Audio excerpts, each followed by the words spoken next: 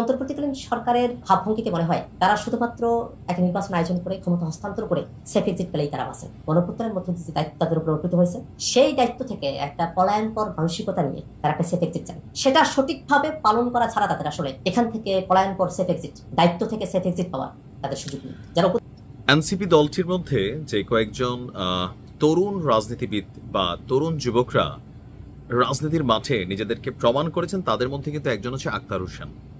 আমি এনসিপির অনেককে নিয়ে সমালোচনা করি, আপনি কিন্তু দেখবেন আমার কোনো ভিডিওতে আমি আক্তারকে নিয়ে সমালোচনা করি না। অনেকের মনে হয়তো প্রশ্ন জাগতে পারে কেন।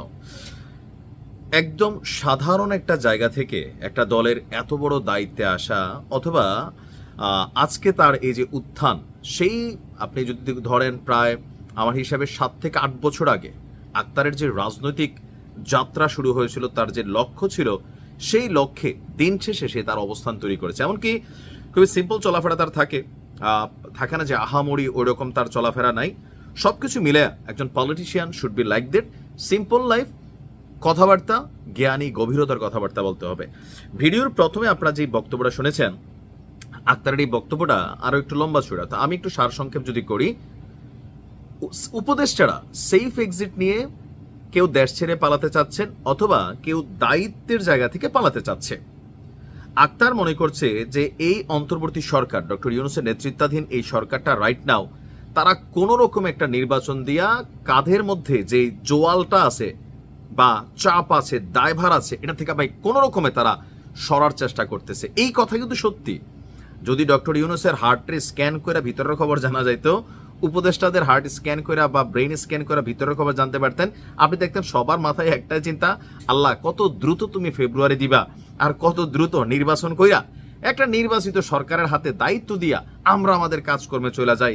বাট ভয় তো আর একটা জায়গায় তাদের তৈরি হয়ে গেছে যে আওয়ামী লীগ তো আমাদের পিছু ছাড়বে না। বিশেষ করে ডক্টর ইউনূসের মাথায় অবশ্যই টেনশন আছে, কারণ আওয়ামী লীগ যেভাবে ওনার গ্রামীণ ব্যাংকের সারা বাংলাদেশে ছড়িয়ে থাকা হাজার হাজার যে ব্রাঞ্চগুলো আছে, এগুলাকে আগামী দিনে ছাত্রলীগের বা আওয়ামী লীগের অফিস বানানোর পরিকল্পনা করছে। এই সরকারের আমলেই বেশ কয়েক জায়গায় নিরাপত্তা দিয়া গ্রামীণ ব্যাংকের কার্যক্রম চালাইতে হইতেছে। সো অ্যাজ এ বিজনেসম্যান, অথবা এই জিনিসটার যে তিনি স্রষ্টা, তার এই প্রতিষ্ঠানগুলো চোখের সামনে ধ্বংস হয়ে যাবে তিনি কিন্তু বুঝতেছেন। যত দিন যাবে তত এগুলা বাড়বে। সেই কারণেই কিন্তু জাতিসংঘের অধিবেশনে গিয়ে আমাদের ইউনূস স্যারের যে বক্তব্য নিয়ে প্যাসকি লাগছিল যে আওয়ামী লীগের উপর নিষেধাজ্ঞা তুলে নেওয়ার, অন্তরে হয়তো এরকম খায়েশ থাকতেও পারে যে অন্তত এই নিষেধাজ্ঞাটা তুলে দিলেও আওয়ামী লীগ আমার কিছুটা হলে রেহাই দিবে। এটা হচ্ছে বাস্তবতা, থাকতে পারে।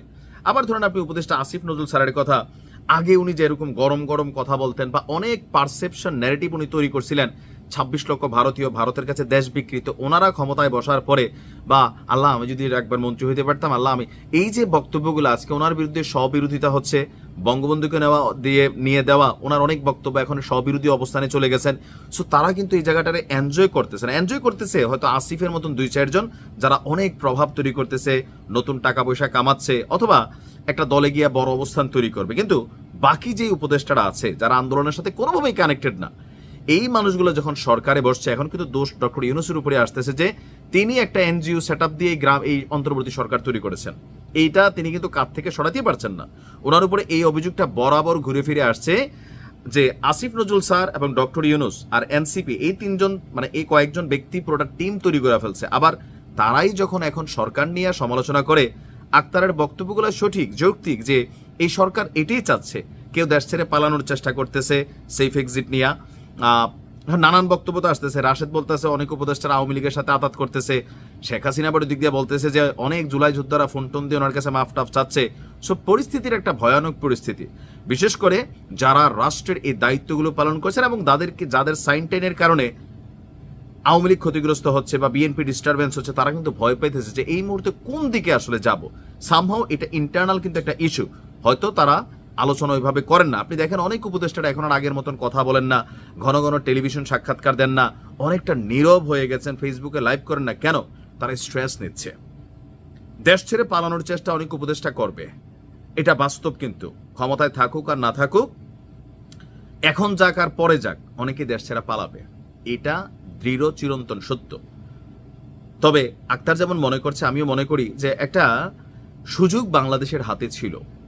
আওয়ামী লীগ যা করছে, সিস্টেম, নির্বাচন, বাংলাদেশের যেই সমস্যাগুলো তৈরি করছিল, এগুলাকে রিসলিউশন করার জন্য এই সরকার আসলে কোন কোন ভূমিকা নিচ্ছে, অনেক কাজ করছে সেগুলো প্রশংসিত, কিন্তু ধরেন মেজর যে বিষয়গুলা দুর্নীতিকে উৎপাদন মানে একদম মূলোৎপাটন, তো কয়শো দুর্নীতিবাজ বড় যারা আছে বা যারা ব্যাংকগুলারে খায়া ফেলছে, কয়শো জনের সম্পত্তি সিজ করছে, যাই হয়েছে আওয়ামী লীগ বেসিস। তো শুধু কি আওয়ামী লীগ খাইছে আর খায় নাই? এরকম তো বহুত মানুষ আছে, দল বদলাচ্ছে। আসলে ওই রকম ভূমিকাগুলো সাধারণ মানুষের চোখে পড়তেছে না। আর সরকারের মধ্যে এই যে এখন এনসিপির পাত্তা না দেওয়া, এখন তো পাত্তা দিচ্ছে না, তো এই যে পাত্তা না দেওয়া তাদের আবার এটা হজম হচ্ছে না, যার কারণে নাহিদ এক সময় এক এক কথা বলতেছেন, আক্তারও আজকে মুখ খুলছেন।